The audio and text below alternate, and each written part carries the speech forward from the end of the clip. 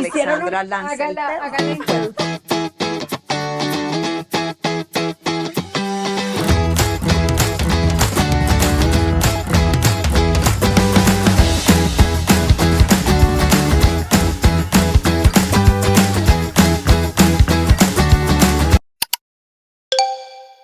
Hola, hola. Hoy tenemos un personaje que vamos a ir descubriendo aquí en Hagamos Clic. Bienvenida Beatriz y bienvenidísimo nuestro querido personaje Jeque, señor Roa. No sé quién eres, pero pronto lo vamos a saber. Maravilloso. Bienvenidos todos porque sí, es un programa diferente que sé que les va a encantar y vamos a descubrir a este, yo creo que como un jeque, Lore.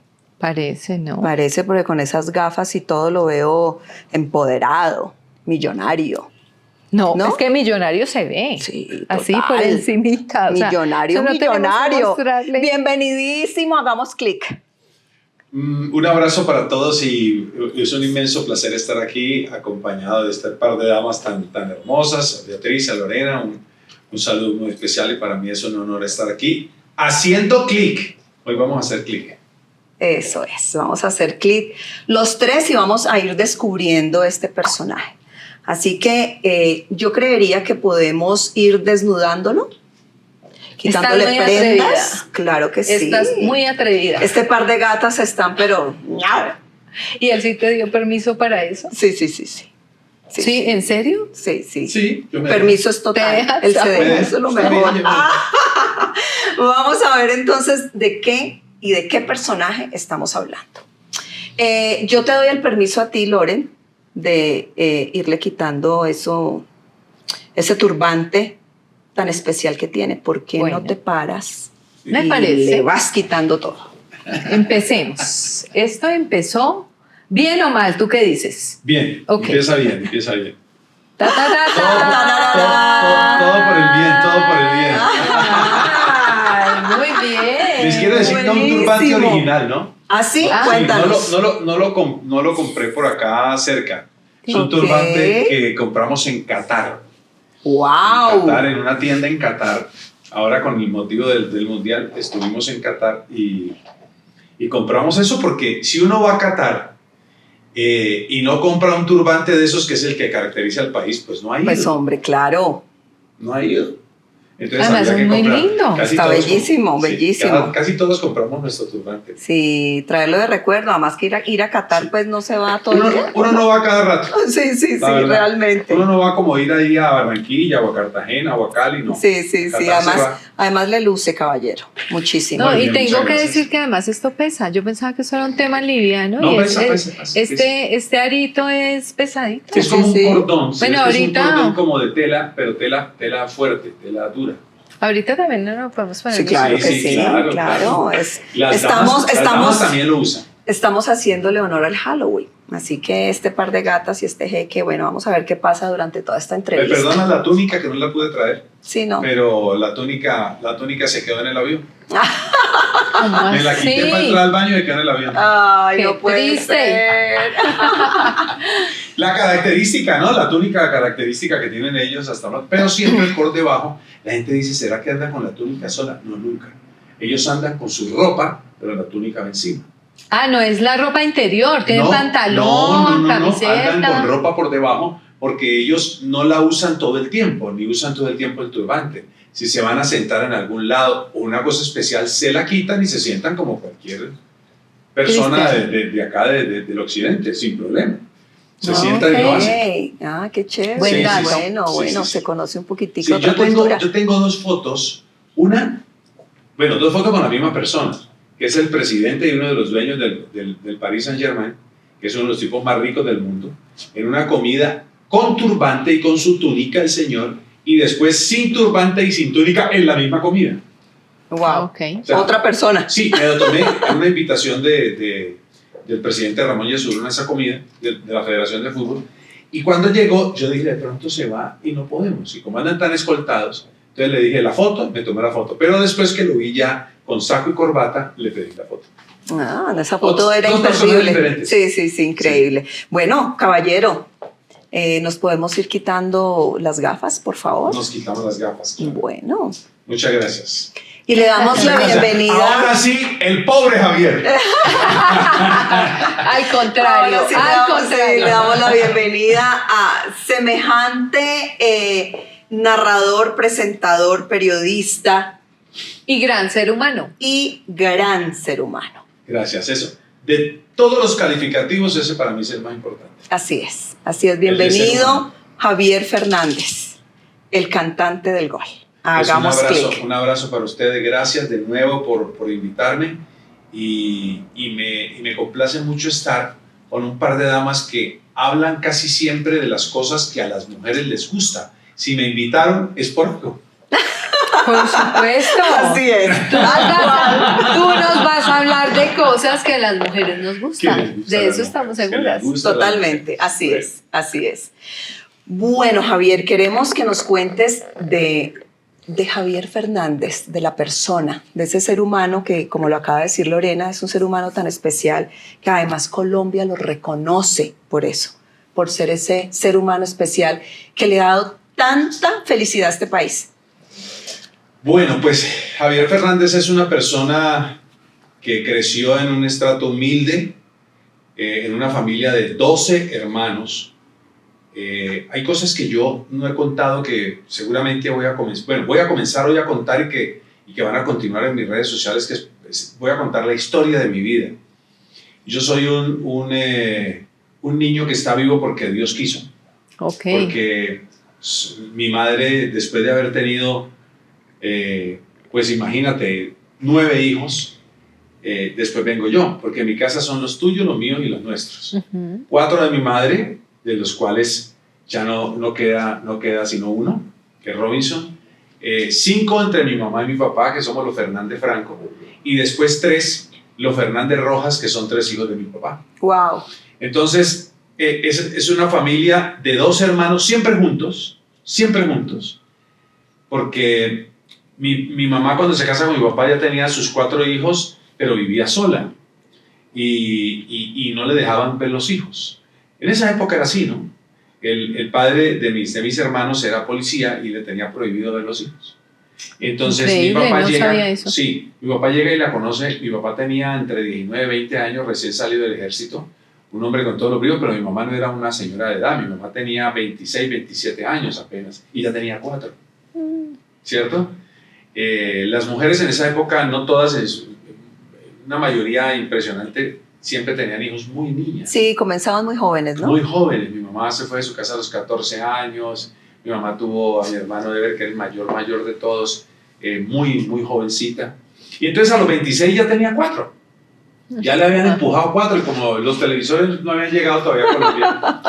Entonces pues eso era como relativamente fácil. Entonces fueron esos 4. Después mi papá rescata a esos hijos por la ley. Los rescata porque ya había con qué sostenerlos, ya mi mamá podía demostrar que tenía una persona que le podía ayudar.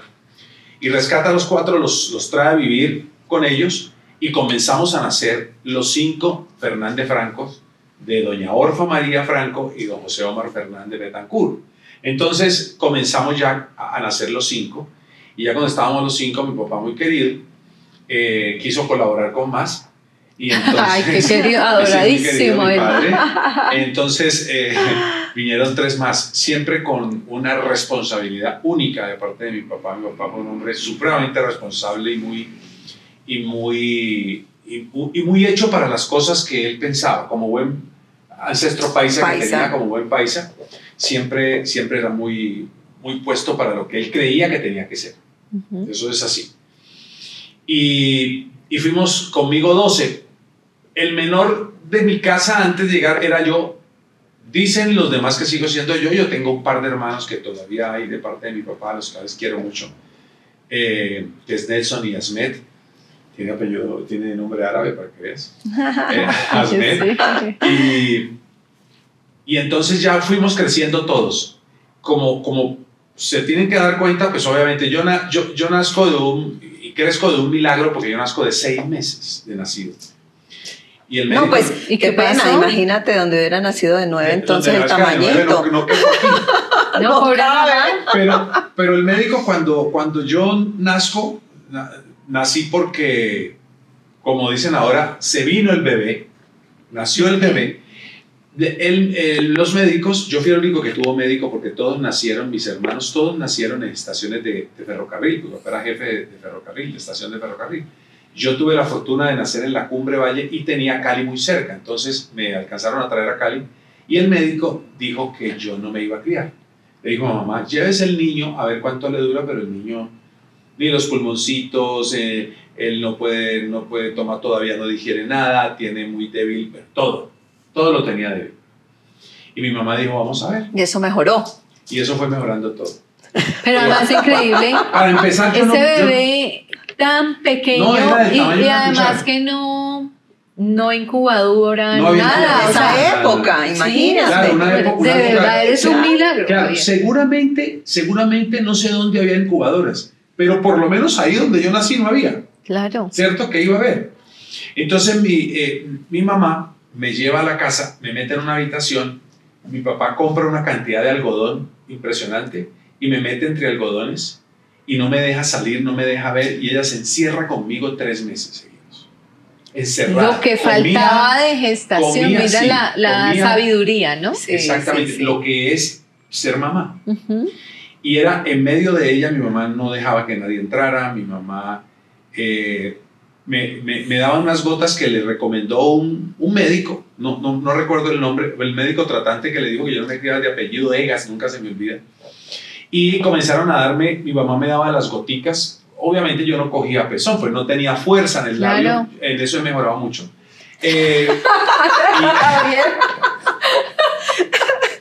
Lo imaginamos. La verdad he mejorado mucho. No quiero detalles. Dejémoslo ahí. No quiero detalles. Entonces, claro, me tenían que dar las goticas, y a punta de Trivisol y a punta de la agüita, a punta de muchas cosas, de esos remedios caseros que siempre las mamás, y mi mamá fue muy amiga de los remedios caseros porque se crió en el campo, en Cali básicamente, más caleña, de cerca del barrio obrero, ahí al lado del río Cali, pero vivió también en Zarzal, y bueno, en fin, allá en Zarzal es donde obviamente se conoce con mi papá. Y me fue levantando, criando, y salí adelante gracias a mi mamá, ¿cierto? Entonces era como un milagro, eso era un milagro de Dios. Y yo tenía como 11 años tal vez, o 12, yo siempre fui altico, ¿cierto? Flaco, alto, y nos encontramos con el doctor Egas en la plaza de mercado, o galería, que le llamamos nosotros, la galería de Florida, porque ahí iba a mercar mucha gente de Palmira, de Pradera, de Cali, porque la galería de Florida, como ustedes saben, Florida es un municipio que está muy cerca de la montaña, y por supuesto todas las verduras y todo fresco, todo es mejor dicho, mucho más de la tierra al canasto. Uh-huh. Y mi mamá se encontró con el doctor Egas y yo iba cargando el canasto en el mercado, y le dijo, ay, doña Orfa, ¿cómo le va? Que usted no cambia, qué gusto verla. Bien, doctor Egas, usted no, bien, trabajando en Palmira, está en el hospital de Palmira y tal. Ay, ¿cuánto le duró el niño? Le dijo, véalo. ¿Cómo te parece? No lo podía creer. No. El señor se sorprendió tanto que me quedó mirando, se puso primero rojo, no sé si de la vergüenza o no sé de qué, me abrazó y me dijo, hijo, tú naciste para cosas, vas a crecer para cosas grandes, porque tú no tenías por qué estar vivo. No había ninguna razón para que estuvieras vivo. Imagínate. Solamente una, Dios. Es decir, que te tiene para cosas grandes en la vida. Qué lindo. Y Javi. mi mamá, recuerdo que mi mamá lo miró y le dijo, yo creo que sí, doctor, pero aquí está. Y lo sacamos adelante, con la ayuda de Dios. De todas maneras, gracias por todas las atenciones. Y dijo, no, ¿cuáles atenciones? Yo no hice nada. Yo lo único que hice fue decirle que el niño no se criaba. Entonces, empezando por ahí. Y ya con tantos hermanos, por supuesto, por eso digo que un estatus humilde, pues obviamente no había para todo, ni había para todos. Y cuando tú eras de los últimos, pues obviamente las cosas van desmejorando para uno, porque el esfuerzo se ha hecho desde hace muchos años atrás. Mi papá, el ferrocarril se acabó, lo liquidaron, mi papá sale del ferrocarril, se agarra a vender cacharro, que decían los antioqueños, que tocaban de puerta en de puerta. puerta en puerta para vender. Señora, le tengo la olla, señora, le tengo el corte para el vestido, señora, le tengo el regalo, señora, le tengo, bueno, lo que fuera en una carreta. Uh-huh. Sí, una carreta. Y yo muchas veces en esa niñez y también en mi pubertad, tuve que cargar la carreta porque era que había que trabajar con mi papá, ¿cierto? Y ayudarle a mi papá. Entonces mi papá logró tener, llamaban en esa época 7 carteras, es decir, 7 carteras, eran varias en Florida, unas en Pradera, es decir, se fue agrandando el tema, gracias a Dios. Y de eso nosotros nos vivimos y nos criamos nuestros primeros años, del peso que tenía que cobrar, de los 2 pesos de la señora. Y además se cobraba, Javier, semanal. Semanal, los lunes. Claro, lo recuerdo. Los lunes, solo los lunes se cobraba. Y eso era impresionante porque había que enrutar, es decir, para que usted no tenga que ir al sur y después de volverse para el occidente, del oriente, era por direcciones. Tenías que organizar todo el recorrido. Para que el recorrido fuera mucho más coherente. Claro. Pero había señoras que de pronto se escondían y no pagaban. Entonces, no pagaban esa cuota. Pero mi papá decía, no se preocupe. Había un señor muy amigo de mi papá que hizo su dinero en Florida, que era árabe. El señor se llama, de apellido Bultaif, que era el dueño de Expreso Trejos, ¿cierto? No recuerdo el nombre, pero el apellido era Bultaif. Y el señor le enseñó, mi papá vendía cortes en los andenes de Florida. En los andenes dejaban y él vendía cosas, cortes y vendía. Y el señor también. Y le decía a mi papá una frase que nos enseñó, siempre le dijo, Don Omar, no importa la mercancía, importa la clientela.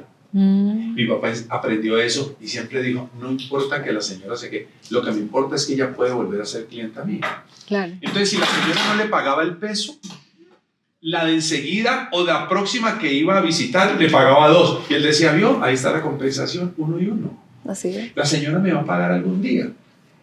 Pero mi papá, no se preocupe, es más, si necesita yo le doy, es por su necesidad, mire.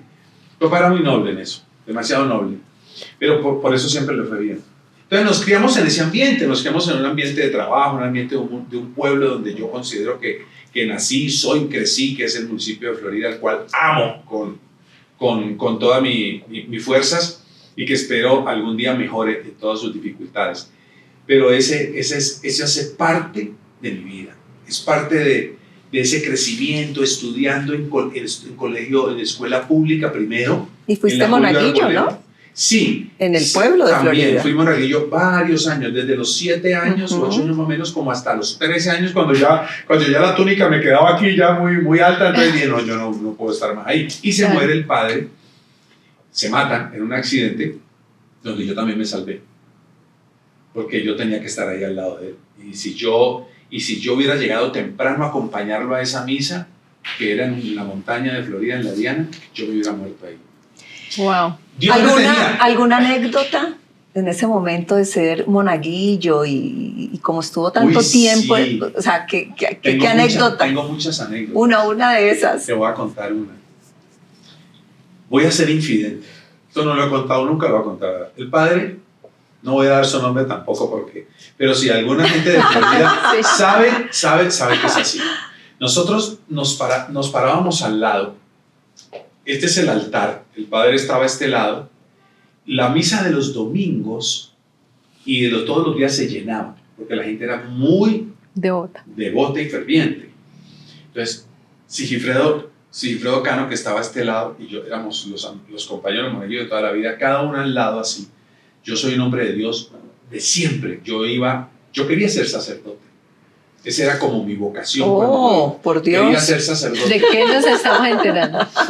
Cada 8 días iba al seminario de Palmira por una invitación del padre Mariano Figueroa, que además, ya dije el nombre, sí, no voy a decir el nombre. Afortunadamente ya no está. Claro, ya infortunadamente falleció.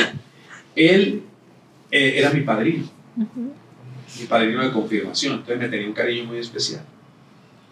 Nos parábamos así, los viernes, sábado y domingo yo me quedaba en el ¿cómo se llama? En Palmira, en el sitio donde seminario. En el seminario de Palmira, donde los curas se forman como sacerdotes, pensando en el futuro ir al seminario. Y yo era feliz allá, mi papá me compró unos tenisitos blancos de esos Croydon de la época, una pantalonetica blanca, una camiseta blanca, y me iba para allá, y allá nos daban el catecismo, nos enseñaban a qué hacían los sacerdotes, porque Dios es bueno, porque existe toda esa cantidad de cosas buenas de Dios. Nos parábamos así, vuelvo al cuento. Y entonces él nos tenía mucha confianza a los dos. Y llegaba comenzando la misa, por supuesto a veces, y en esa época no era tan bien visto, pero iban las niñas bonitas del pueblo, del municipio, iban con su faldita aquí, o iban muy bonitas, pues, con su carita pintadita, y se hacían ahí en la primera fila con las mamás. Ujú.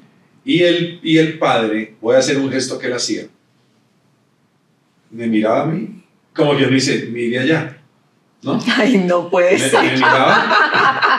Me miraba y decía, y miraba, entonces uno miraba, esas niñas bonitas del pueblo.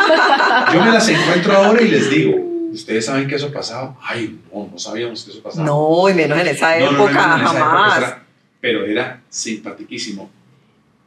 Y un día, por afán, llega un padre coadjutor, que era el segundo de él, y estaba Marino Lozano, estaba oficiando la misa, y el platón donde nosotros recogíamos la limosna, que a la gente en todas las iglesias pasa, porque de eso pues, se sostiene la iglesia, como una especie del diezmo, pues, pero en este caso uno daba lo que fuera, 10 centavos, sí. 20 centavos, 50 centavos, lo que fuera. Me fui a la casa cural por detrás corriendo porque se quedó el platón donde estaba la recogía. Y cuando yo fui, el padre, el sacerdote, el de principal, estaba en una actividad inusual. Entonces, el del afán me entrega, el del afán me dice, papi, coja que ahí está el platón, lléveselo. Cuando él me dice eso, yo miro, estaba lleno de unos billeticos de a peso y lleno de monedas. Y entonces yo lo cogí y le dije, ¿y esto? Y me dijo, tranquilo, llévelo así. Llévelo así. No, ¿cómo sería el azar? Claro. La angustia. Imagínense ustedes. El afán en el que estaba además. Pobre hombre. Sigifredo, yo llamo a Sigifredo desde la sacristía, le digo. Y Sigifredo se viene y me dice, ¿y ¿Qué eso? hacemos Y le con digo, esto? hermano, me entregó esto. ¿Y qué hacemos? Y me dijo, no, pues esperemos a ver qué pasa. Y lo pusimos en otro lado, que era como una túnica así, dejamos todo ahí, lo amarramos, porque no nos atrevimos ni a tocarlo. Pues. Claro. Uno estaba criado de otra forma. Después el padre me dice, repártanse lo que eso es de ustedes. Lo que Dios le entrega a un... Ay, eso el pecado. Por favor, eso era un billete para uno. No, me imagino. Si a uno le daban 2 pesos o 1 peso para el recreo del colegio. Claro. Imagínate. No, por favor. Y entonces nosotros, no, pues, la casa, pues, y yo... Fue una bendición. Me acuerdo que yo fui y le dije a mi mamá que en qué le podía ayudar para la casa, que yo me habían dado eso. Ay, qué lindo. Y me dieron esto, mamá, lo repartimos entre Sigifredo y yo fui donde mi mamá y le dije, mamá, me dieron esto en la iglesia. Yo, ójalo. No, papito, venga, más bien se compran los zapatos. No. Porque la situación no era fácil. Nosotros empezábamos a estudiar y nos llevaban y comprábamos un par de zapatos, unas mudas, y si ustedes le dañaban los zapatos jugando fútbol, perdió. Claro, tocaba cuidar los zapatos porque eran los zapatos de la muda que debían durar todo ese año. tiempo. Eso no era que uno cambiara tan fácil. Yo tuve una fortuna. Tuve a mi hermana mamá que acaba de fallecer hace poco, que era la que nos daba todo. Entonces ella trabajaba de enfermera acá en unos laboratorios en Cali, aquí en Bogotá, no, en Cali, en un laboratorios Ángel, después laboratorio, no me acuerdo cuál es eso. Bueno, en todo caso yo iba, ella me decía, papi, vámonos para Cali, y me dejaba con el papá de ella, ¿cierto? Ya conté que sus hermanos por parte de mi mamá, el papá me quería mucho, don Jesús, y tenía un carrito de dulces, y yo me quedaba ahí toda la mañana esperando que mi hermana saliera de turno, para que me llevara al centro y me pudiera comprar los zapaticos, la muda, yo, que era el menor de ellos. Lindo, sí. Claro, todavía no existían mis otros hermanos. Entonces, pues el niño y el menor siempre fui yo. Claro. Y mi hermana fue todo. Entonces, gracias a mi hermana nos pusimos los zapatos Kung Fu de la época. ¿Ustedes no les tocó eso? No. Los zapatos Kung Fu eran unos zapatos que tenían una plataforma así como de goma y eran los de moda y con el pantalón campana. Ese sí, porque está de moda ahora otra vez. No, sí. Sabemos que existe. Lo conocemos Sí, por esta época. Yo sé que ustedes no son de esa época, pero me correspondió en suerte a mí eso, es decir, que entonces la vida nunca ha sido fácil, ni será fácil. Y entre más difícil sea conseguir los éxitos, siempre digo lo mismo, más satisfactorio es para uno. Así es. Qué bueno. Historias muchas y pues muchas. Por favor, pero en Hagamos Clic queremos que nos cuentes, cierto, Loren, un pedacito de todo eso que has vivido y que te ha llevado al éxito que tienes ahora. Cuéntanos un poquito ya cuando empiezas a trabajar, porque empiezas a trabajar muy joven, ¿no? Sí, en todo el tema de medios de comunicación. ¿Cómo arrancas? Llegamos a Cali, yo tenía 14 años. A los 14 años a mí me gustaba mucho el fútbol, pero me gustaba más el baloncesto, porque lo veía jugar en Florida. Y entonces yo me dediqué a salir todas las tardes en un barrio que llegamos, que es en Cali, es el barrio Los Andes, que es enseguida el Sena. El barrio del Sena y el Sena como tal quedan ahí mismo. El barrio Los Andes, a mi papá le ofrecen un trabajo, mi papá siempre fue político. Mi papá fue político de izquierda, militante del MRL, Movimiento Revolucionario Liberal, y siempre tuve mucha afinidad. Mi familia fue política en su gran mayoría. Mi tío, representante de la Cámara por el Partido Comunista, por la Unión Nacional de Oposición, senador. Mi papá no por ese partido, pero sí mi papá fue liberal, pero liberal de izquierda, liberal revolucionario, que un movimiento del MRL que fundó Alfonso López Miquelsen en el año 68, creo que yo no había nacido, 66, no sé. Por allá estuvo el MRL. Entonces, ¿por qué cuento esto? Porque mi papá en Florida venía de ser líder comunal, líder de todo el municipio, presidente de la Asociación de los Colegios del municipio, concejal de Florida, presidente del consejo, vicepresidente del consejo, muchas cosas que tenían que ver con el municipio, un luchador incansable por la gente y por la gente pobre, por la gente más necesitada. Y entonces van y lo buscan.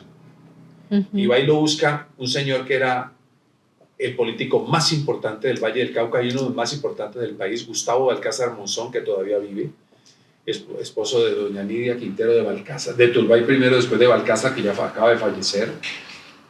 Y don Gustavo Balcázar va con Germán Romero Terreros, que era el senador de él, uno de los senadores de él, del Partido Liberal, y lo buscan a Florida y le dicen: don Omar, venga, trabaje con nosotros en Cali y le vamos a dar un puesto en las empresas municipales de Cali.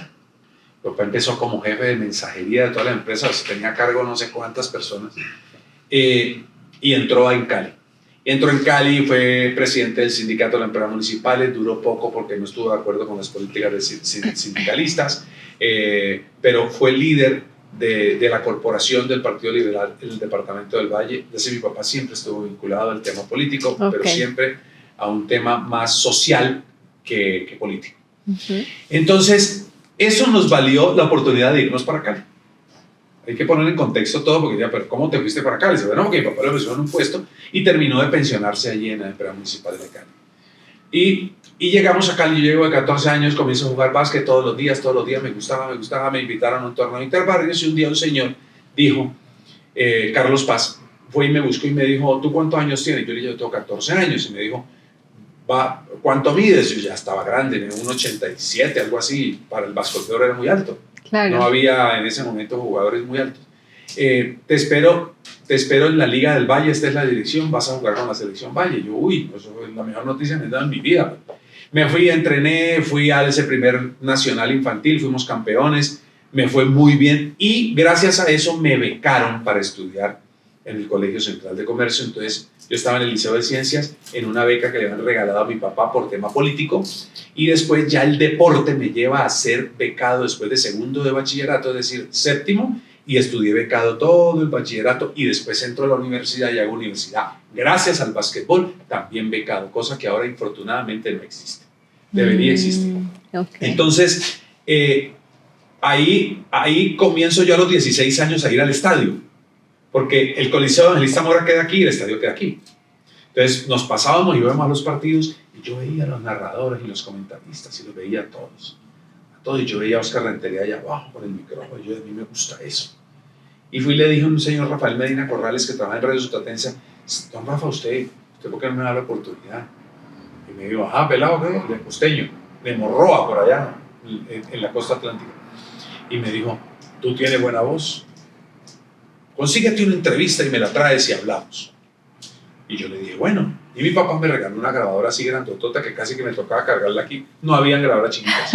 Una grabadora Beltec que daba la vuelta y con velcro se pegaba por debajo, pero era muy buena porque tú la ponías a grabar y no necesitabas abrirla. Muy moderna la grabadora. Me fui y le hice la primera entrevista a Pedro Antonio Sape, que ahora lo amo, que es mi gran amigo. Lo quiero muchísimo a Pedro, el mejor arquero del país en ese momento y el mejor arquero de Sudamérica en el momento. Entonces voy, yo espero a Pedro, porque era la figura del Deportivo Cali. Y Pedro sale y yo le digo, Pedro, ¿cómo le va? Buenas tardes. Y me dice, ¿qué hubo, pelado? ¿Cómo le va? Bien. Y le dije, es que me regala una entrevista. Me dijo, ¿con quién trabajas? Y le dije, en Radio Sotatensa. Me dijo, bueno, dale. Pero así, ¿no? Dale. Wow. Y yo llegué y ¡pim! Espiché los dos botoncitos, el rec y el play para grabar. Y la grabadora me pesaba, entonces yo la cogí con las dos manos así. Y le dije la primera pregunta, le dije, bueno, Pedro, viene el Cúcuta el domingo, ¿no? ¿Qué piensas? Y entonces se quedó mirando y me dijo, pues sería mejor que no viniera. Y ganamos por W. Sí. Y uno arrancando, O imagínate sea, eso. te cerró toda posibilidad de avanzar más de allá, avanzar. Y entonces yo, ¿Qué más pregunto? ¡pip! Gracias. Salió Ángel María Torres y dijo, Pedro, vení. Tono vallecaucano, ¿no? Como Claro. los nuestros. Tono, vení, Pedro. No le hagas eso al pelado, no seas huevón. No le vas a hacer eso y está comenzando. Te dijo, no, yo era mamándole gallo. Mentira, pelado, venga. Sentémonos aquí. Tranquilo, ¿cómo te llamas? Yo me llamo Javier Fernández. Ah, bueno. Dale, papi, hágale. Venga, pregunte. Y me hice una nota como de por ahí 10 minutos. Espectacular. Buenísimo. Me fue muy bien, además se destapó conmigo, me habló de la familia, y yo me fui con la entrevista feliz. Cuando Rafael Medina la escuchó, me dijo, esta es la nota con la que vamos a abrir el programa, porque esto no se lo ha preguntado nadie más. Te felicito, Wow. me dijo, ven todos los días. Todos Qué los días te bien. espero aquí, no hay con qué pagarte ni nada, pero ven todos los días. Y yo me dediqué a ir a entrevistar gente. Entonces ya dije, ¿yo por qué no entrevisto a Jairo Arboleda, que ya Jairo se retiró? Y le pregunto. Entonces Rafael creó una sección para mí que se llamaba ¿Qué hacen los que hicieron? Que es una muy buena idea. ¿Qué hacen los que hicieron? Y yo me encargaba, por eso soy tan amigo de todos ellos, de buscar a Mario San Clemente, a Henry Caicedo, a todos los exjugadores del Cali de América, Barbie Ortiz, y entrevistarlos. Y a los exatletas. Entonces ahí entrevisté, estaba corriendo todavía, pero ya estaba por retirarse Norfalia Carabalí, Eucaris Caicedo, los que han ganado medallas en los Panamericanos de Cali del 71, yo los buscaba y les hacía las notas 4 y me aguantaba para la semana y me dedicaba a otra cosa. Imagínate lo bonito, porque además algo empírico, era Sí, totalmente sencillamente empírico. que a ti te nacía y lo querías hacer y te encantaba Claro. lo que hacías. Claro, entonces, pero yo salía solamente ahí y mi papá no podía oír eso, pero mi papá sí los domingos, yo le he contado a mis hijos esto muchas veces, lo puedo contar ahora a mi papá. En la finca mi papá se había ido, ya se había pensionado y se había ido para una finca con mi mamá. A una finquita que él compró muy chiquitica ahí, él le decía la Pioresnada, que es una cosita ahí chiquita, pero allá mantenía con mi madre, ellos se fueron dos solitos a vivir allá. Y la única emisora que entraba en esa finca era Radio Sotatensa, porque era la más potente del país. Entonces él se sentaba los domingos con una ruana, porque hacía frío, y ponía el radio, ¿cierto? A escuchar Radio Sotatensa allá. Y de pronto Rafael Medina, yo en el estadio, en el programa hacía eso, pero en el estadio recogía cables. Recoger cables es que la persona que tiene el micrófono como no había micrófonos inalámbricos, el cable eran 300, 200 metros, Dios mío. era desde la cabina tirado hasta por toda la cancha, y cuando llovía el cable se embarraba y yo por supuesto terminaba vuelto una miseria, me tocaba quitarme la camisa, irme sin camisa para la casa, una cosa maluca, pero a mí me tocaba, yo quería eso, había que sacrificarse, y yo con el cable enrollado. Entonces Rafael, de verme a veces que llovía y yo pues Sí. con el agua aquí, con el cable aquí, hasta peligroso pues que un electrocutarse o algo.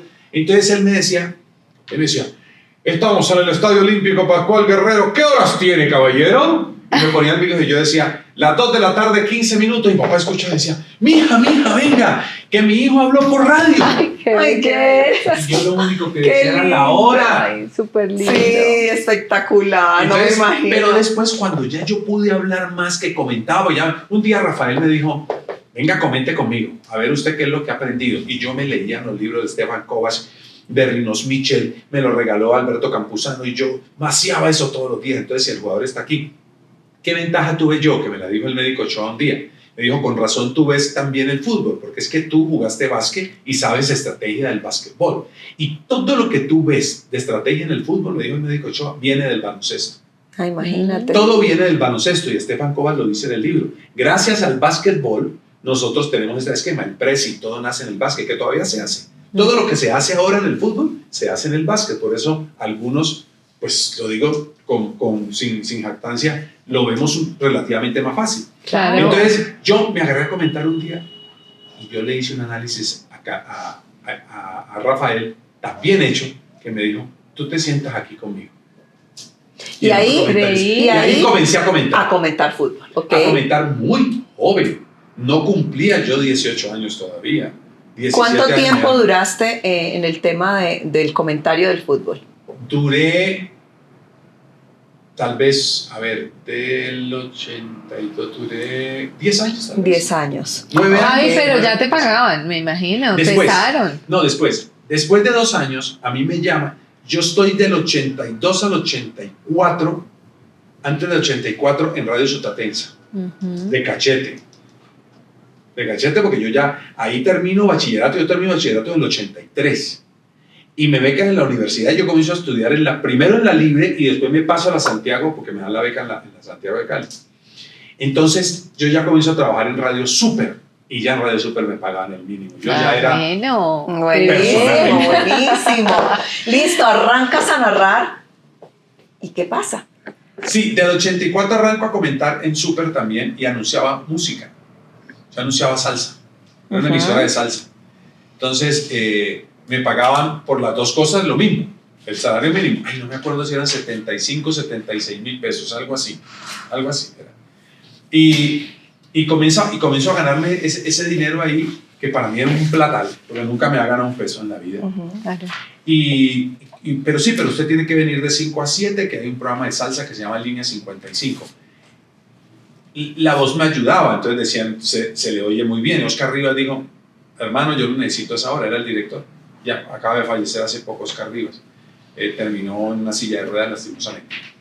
Y entonces yo comencé, Línea 55, buenas tardes, ¿quién habla? No, pues que habla Lorena. Lorena, ¿dónde estás? En el barrio La Base.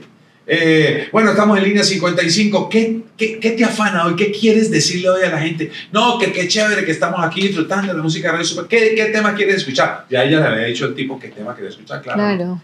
Entonces, no, que Gotas de Lluvia, del Gran Combo. Aquí está el Gran Combo de Puerto Rico, el maestro Rafael Itier. Gotas de Lluvia, bienvenido, Línea 55. Rin, se fue. Entonces, ven, hagamos un 2 años haciendo eso. Estamos hablando de recogimos cable, dimos la hora, estuvimos en programa, en radio. De salsa. Luego, jugador de básquetbol a nivel profesional. Yo seguí jugando. Ok, y luego comentarista y ahora narrador de fútbol. Pero hay un paréntesis chiquitico. ¿Tú cantaste? Sí, eso fue en el 88 ya. Eso fue un poco después. Javi, es que el recorrido es... Dios mío. Sí. Entonces, listo, estamos en la narración de fútbol. Y ya comienzo a relatar fútbol en el año 1991, en el 92, en el 90 ya salgo de Harmony Records de relatar fútbol y voy a Todelar. Paradójicamente ahí me habían dicho que tenía que ser narrador, el de la idea fue Bernardo Tobón de la Roche, el dueño de Todelar. Yo le dije que no y terminé allá narrando fútbol. Así es la vida. Y ya de Todelar algún día me llaman y me voy ya mucho después de un recorrido con Mundo Radio. Después me regresé a Todelar y me fui a Medellín. Y ya voy a Medellín, contratado por RCN. 4 años se demoraron insistiéndome para que me fuera a Medellín, pero nunca me querían pagar la plata que yo necesitaba para vivir en Medellín. Claro. Entonces ya en Medellín trabajo en la Antena 2, me va muy bien en Medellín, muy bien. La persona que me llevó allá a Medellín insistió muchísimo y insistía que conmigo podía hacer un gran equipo y evidentemente así fue, hicimos un gran equipo y nos fue muy bien.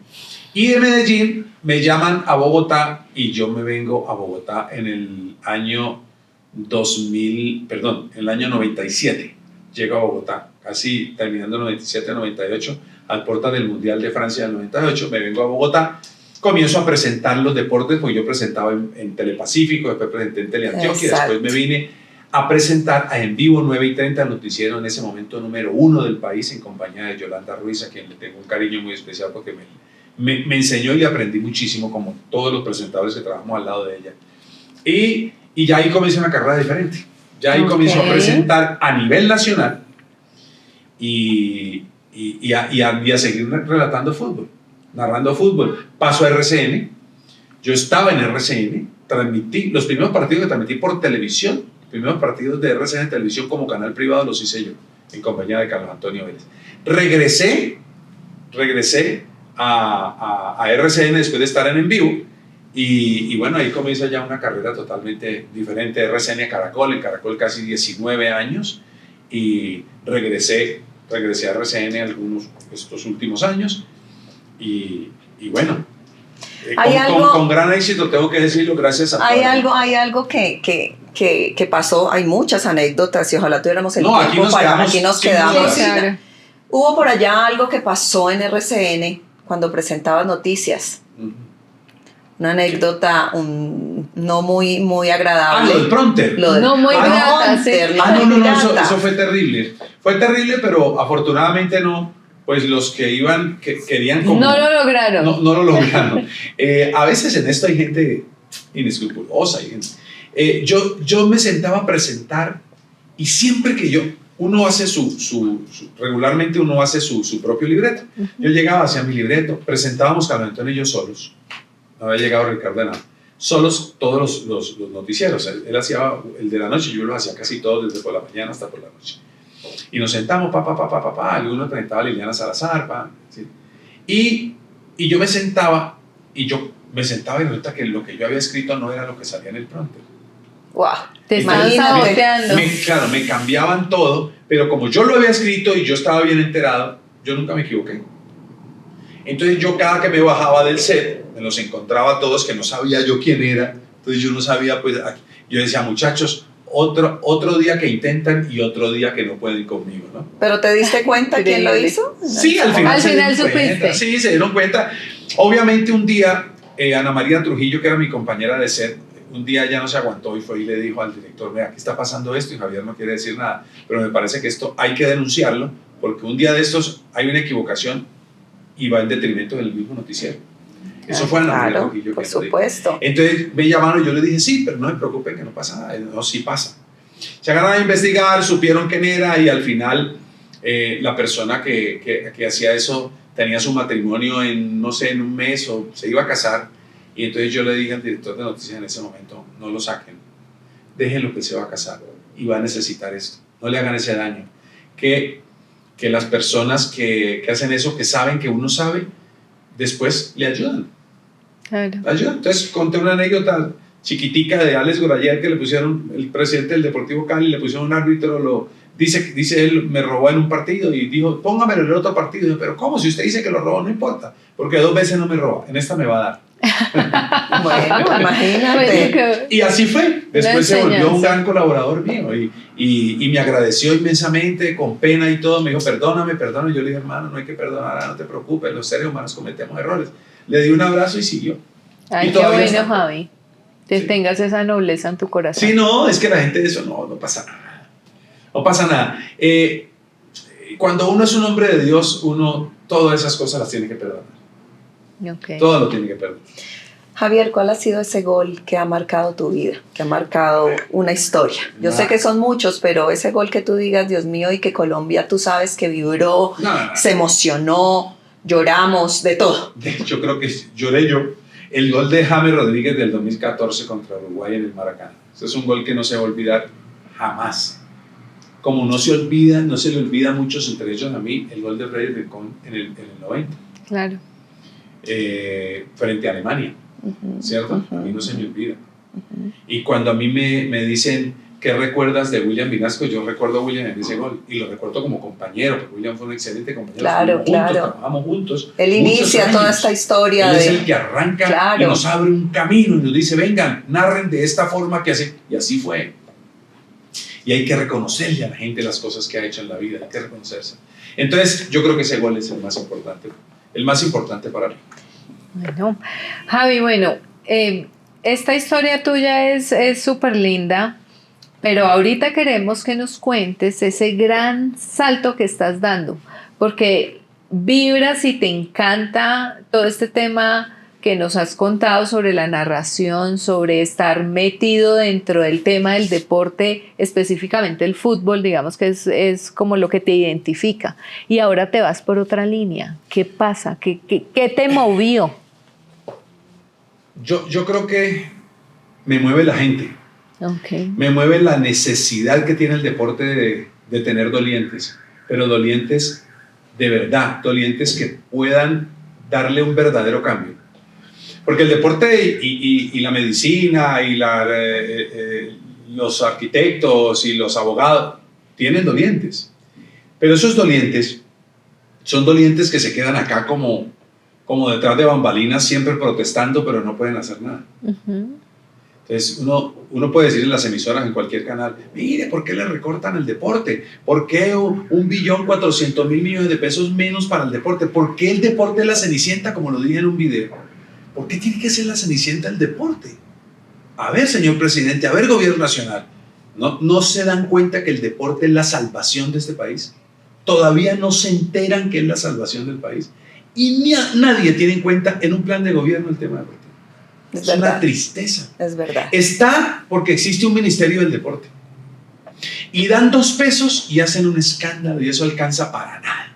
Ni para el 1% de lo que se requiere. Entonces yo me puse a pensar y dije, yo ya le he dado todo a este país, me lo han dado a mí, la gente me ha dado, la gente de Colombia que, pucha, por eso no me quise ir de este país porque la amo, y yo dije, yo tengo que retribuir en algo de alguna forma, ¿por qué no hacer un intento de estar allá metido en la legislación y poder hablarle de frente y decirle, señores, ustedes no tienen derecho a recortarle al deporte, ustedes no tienen derecho a perjudicar la juventud colombiana? Es que hay muchos ítems que tienen que ver con el deporte. Primero la escolaridad, ¿cierto? Después la salud y la salud mental, que es lo más importante.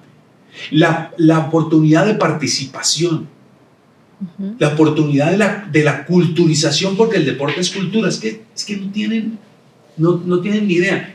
Yo fui becado, yo estudié gracias al baloncesto. ¿Por qué no ir allá a decirles a grito herido, los deportistas necesitan poderse educar, señores, y es una responsabilidad constitucional del gobierno? Y por eso he decidido intentar ir al Congreso. Yo sé que con la ayuda de todos lo voy a lograr. Ese es mi camino, que viene, porque creo que lo que quería demostrar y lo pude hacer y la gente me ha reconocido eso. Me quieren en su gran mayoría. Yo soy un personaje público, no soy monedita de oro. A alguien no le gustaré. Normal. Sí, claro. Normal, así completamente es. Normal. Y gracias por uh-huh. decírmelo cuando me lo dicen, porque es una cosa paradójica. Yo hago un live de TikTok o algo y entonces dicen, es que te queremos, pero no nos gusta tal cosa, pero están ahí. Claro. Y son los primeros que se conectan. Porque siempre hay algo que decir, ¿no? Y se conectan siempre, ¿cierto?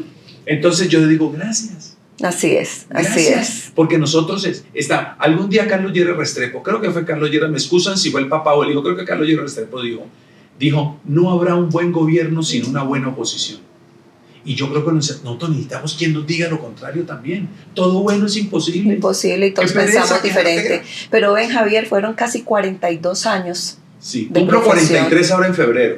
Ese corazoncito, eso que hablaste de tu papá ahora, que donde estuviera vivo y tuviera la oportunidad de conocer feliz. Exactamente. ¿Qué sientes tú como Javier Fernández, no como el cantante del gol, sino como Javier Fernández de toda esta trayectoria de 42 años?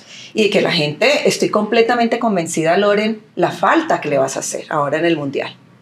La falta de no poderte escuchar, porque hay que decirlo. De pronto estoy en el mundial. No bueno, sé. Cierto, pero digamos que en esa pantalla grande tal vez no.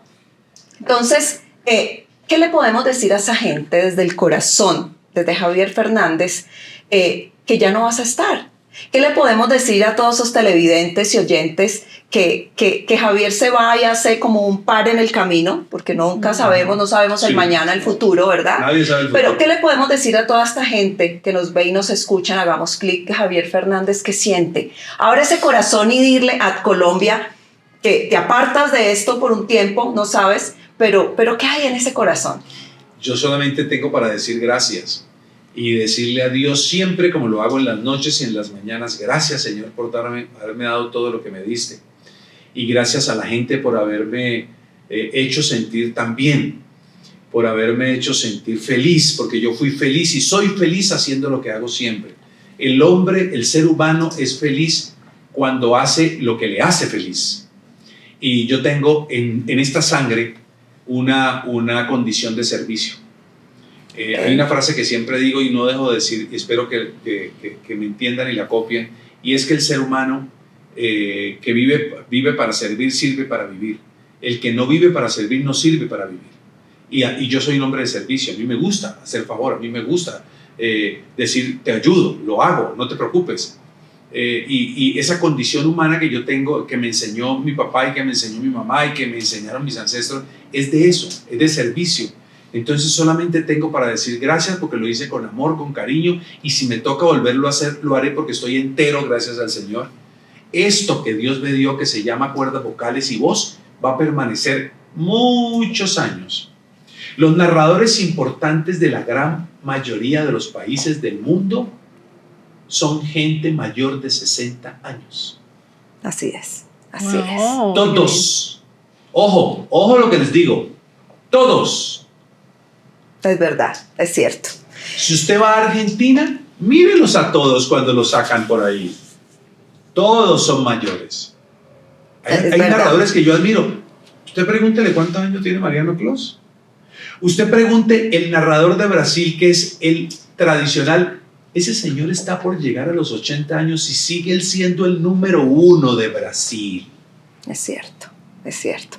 ¿Y qué hace? Le relata, tiene un programa en el Globo y le relata a la selección de Brasil. Y no más, ustedes lo han escuchado hace mucho tiempo, que él dice, oh, du Brasil. Y hay una cosa que dice, Brasil. Y él narra, ese es el narrador de toda la vida. Yo me encuentro, tengo la fortuna de ser amigo de Galbao.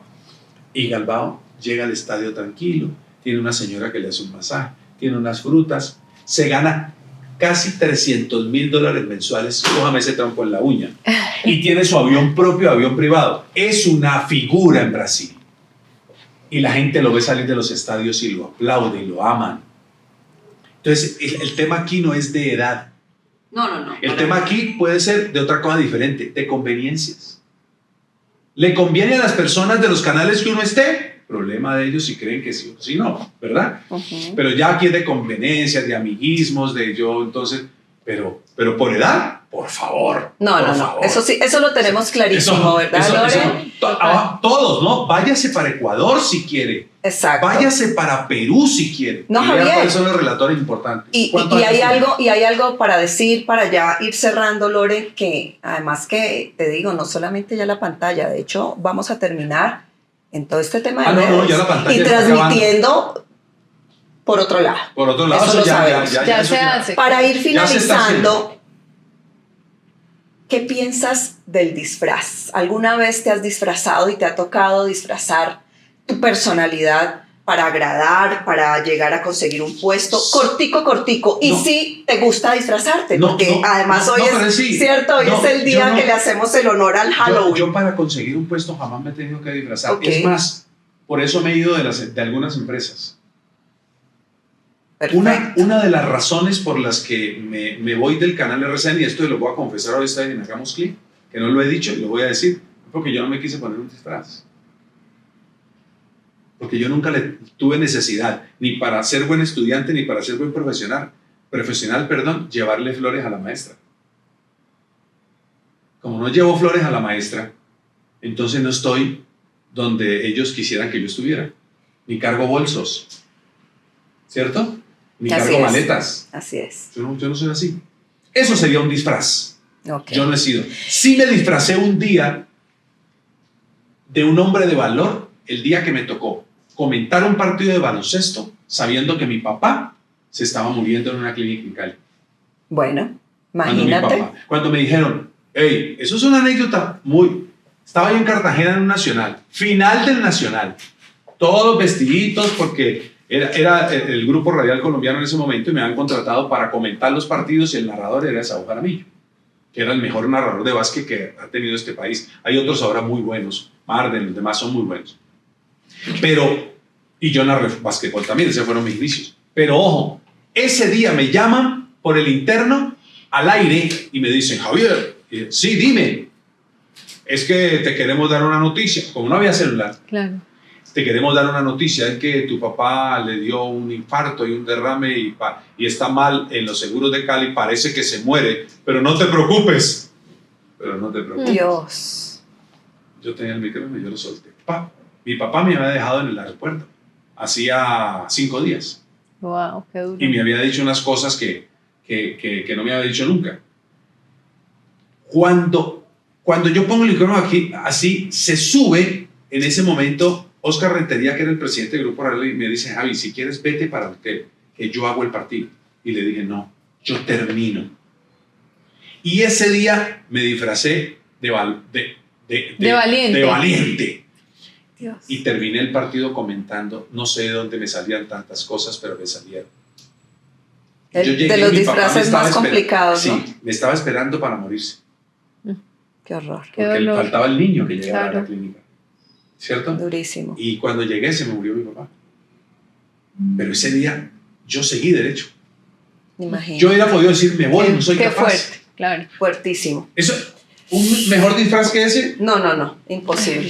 Imposible. Entonces nos tenemos que disfrazar de... Yo pienso que no hay edad para disfrazarse. No, ya hablamos de todo este maquillaje. No. Es muy lindo tener ese niño adentro y poderlo sacar y compartir con personas que El uno día que quiere. perdamos el niño que tengamos dentro, nosotros primero nos envejecemos espiritualmente y segundo nos acabamos como vida. Así es. No podemos dejar ir a Javier sin que termine este podcast cantándonos un bolero o una salsa, un pedacito Una para cerrar. salsa, sí, porque faltó ese pedacito, la salsa, una salsita. Pongámosle sabor. Una que te guste mucho. Hubo un tema que me dio a mí Jairo Varela. Yo estuve en Nietzsche en el año 88 y Jairo me dio una letra que después terminó grabando Charlie Cardona, que llegó después de que yo pues no pude grabar con ellos y no pude estar. Y a mí esa letra me gusta mucho, sobre todo el comienzo. Se llama Se pareció tanto a ti. Cuando me dio la letra a mí me llamó muchísimo la atención porque Jairo era un genio. Para mí el compositor más importante que ha dado este país se llama Jairo Varela. Y si ustedes me hablan del vallenato, pues yo mencionaré al Negro Margeles y mencionaré, no sé si Diomedes. Hay muchos buenos. Claro. Pero en ese tema de salsa tropical y demás, yo creo que Jairo Varela fue el más grande de todos. Y uno de los más grandes del mundo. Entonces me entregó este tema y me dijo, aprendete esto, Jairo era chocuano, pero era muy bayuno. Claro, era bayuno. Sí. En sus expresiones eran muy bayunas. Sí, y dice, ¿quién no dice una mentira por conservar un amor? ¿Quién no inventa una historieta por evitar un dolor? ¿Quién no se moja los labios con otros que sepan a miel? ¿Quién no cae ante el deseo de terminar siendo infiel? Recordar todo en silencio, como extraños nos sentimos. Paso a paso recorremos y con cinismo comparamos, y esa duda que nos mata. Bueno, ¡bravo! ¡Espectacular! La letra de ese disco es hermosísima. Es más o menos explicada rápidamente. Jairo dice que no se encontró, él se inventa las cosas, que es como si una persona se encontrara a una mujer parecida a la que él ama y se confunda y alcanza a intentar tener una relación y le explica por qué. Por eso se llama Se pareció tanto a ti. se pareció tanto a ti que no pude cambiar, nuestra fe y el deseo. Esas letras de Jairo eran maravillosas. La sed de amar, Wow. sentí la necesidad de tenerme que entregar, Divino. sentí miedo, sentí el beso de poderme equivocar. Otra Divino, vez. divino, Es un tema, divino, como divino. todo lo de Jairo. Todo lo de Jairo, todo fue lindo, maravilloso. El todo grupo fue Nietzsche es lo maravilloso. máximo. Sí, Nietzsche. Bueno, mi Loren y Javi, tenemos para decirle a todos que tenemos cantante del GOR para rato. Bendito Dios. Sea narrando o sea en el Congreso de la República. ¿O no, Loren? Es verdad. Esperamos darle una mano al deporte del Congreso de la República. Eso es lo que quiero. Primero, con la ayuda de Dios. Así es. Primero que cualquier... Después, con la ayuda de la gente. Así Yo es. sé que la gente lo va a entender de esa forma porque no queremos... Sé que hay políticos buenos, todavía existen. Claro que existen. No sé en qué porcentaje, pero la gran mayoría son más politiqueros que políticos. Entonces no pretendo ser de ese espacio. Me tocará toparme con ellos. Eso dirá la gente, claro que sí. Pero justamente por eso es que quiero. Así es. Bueno, Bueno, Javi, mil gracias por aceptar la invitación a Hagamos Clic. Esta es tu casa, te volveremos a tener acá. Nos encantó tu historia y nosotras no tenemos más que decirles que se diviertan en Halloween, que se disfracen y que saquen su niño interior El a niño que está por divertirse. dentro, por favor. así es. Arranquen Gracias. que mañana es festivo. Sí, Ya se mañana. total. Tenemos el fin de semana larguísimo. Claro. Gracias, Javier. Un abrazo para todos. por aceptar. Gracias a ustedes, gracias Beatriz, gracias Loren. Un abrazo, que el Señor les siga bendiciendo. De verdad. Amén. El Señor Que los así bendiga. Siempre con Dios en el corazón, eso no se le puede olvidar. Hagamos clic juntos. Chao, Chao. chao.